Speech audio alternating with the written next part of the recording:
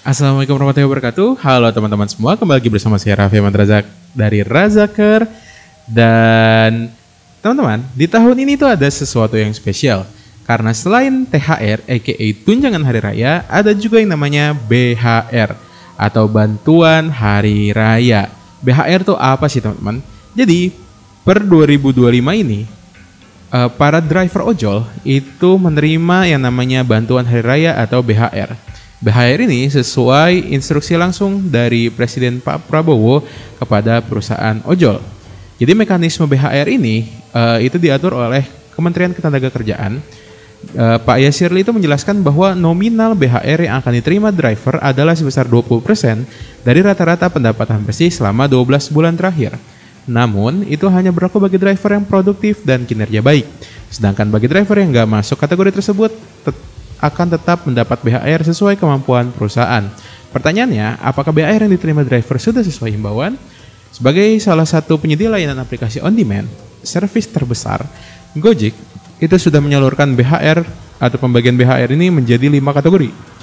Mitra juara utama, mitra juara, mitra unggulan, mitra andalan, dan mitra harapan.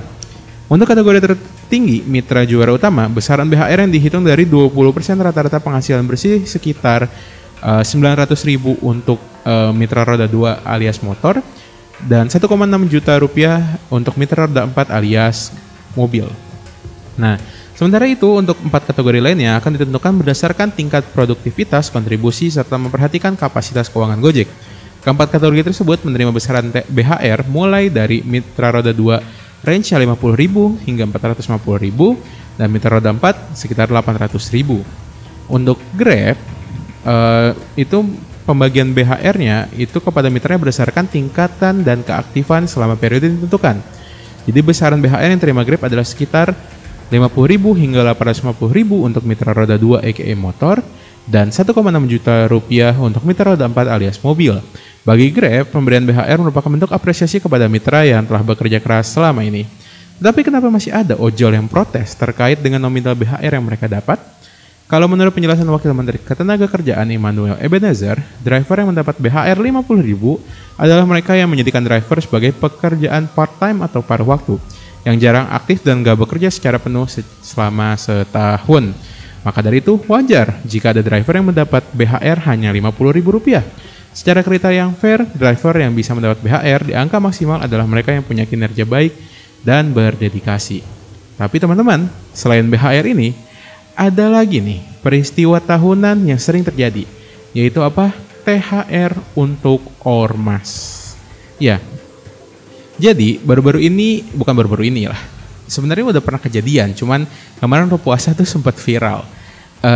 Itu ada surat permintaan tunjangan hari raya atau THR dari salah satu organisasi kemasyarakatan ormas yang viral di medsos.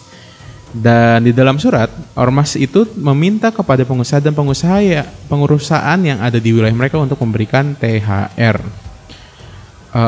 Ketua Umum Himpunan Industri Mebel dan Kerajinan Indonesia atau HIMKI, Pak Abdul Sobur, mengatakan kelakuan ormas di Indonesia sudah sangat meresahkan dan mengganggu investasi.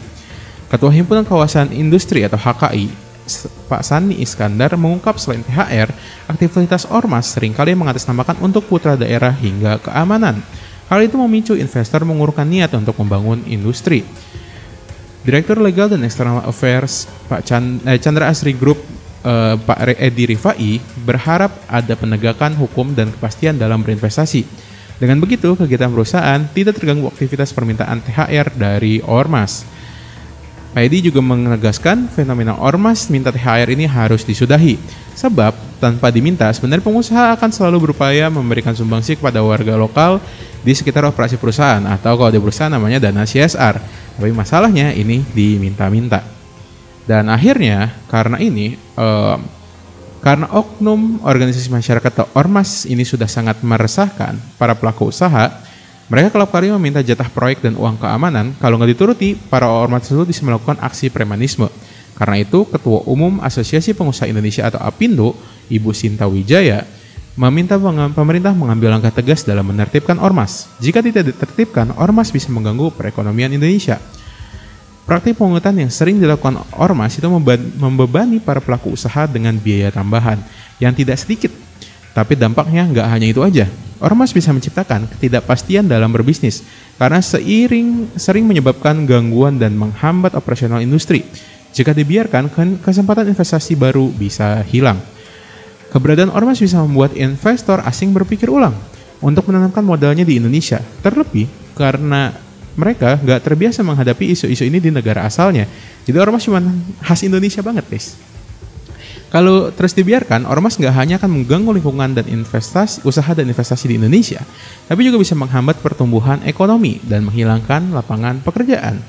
Hilangnya potensi investasi ke Indonesia akibat olah ormas pernah diungkapkan oleh Ketua Umum Himpunan Kawasan Industri Pak Sani Iskandar. Menurutnya, aksi premanisme ormas membuat Indonesia kehilangan investasi sampai ratusan triliun rupiah. Ia menilai jika masalah ini bisa diselesaikan, maka akan membantu pertumbuhan ekonomi mencapai 8%. Uniknya, para ormas ini nggak hanya memalak pengusaha besar, seperti industri atau manufaktur, tapi juga memalak pemilik warteg, pedagang kaki lima, dan lain-lain yang dengan alasan uang keamanan.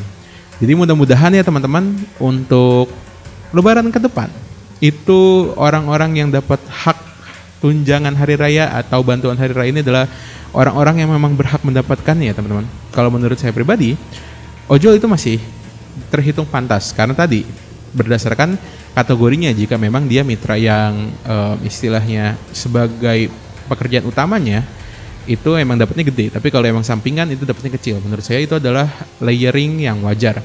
Tapi yang nggak wajar adalah ormas yang malakin atau maksa untuk dapat THR padahal nggak ngasih kontribusi apa-apa.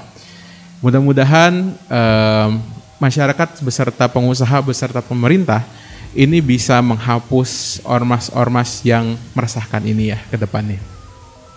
Mungkin segitu aja kali dari saya, Raffi Ahmad Razak. Terima kasih telah menonton video ini. Jangan lupa likes-nya, subscribe channelnya, dan share ke sebanyak mungkin orang. Nama saya Raffi Ahmad Razak dari Razakar. Izin undur pamit diri. Assalamualaikum warahmatullahi wabarakatuh. Sampai jumpa.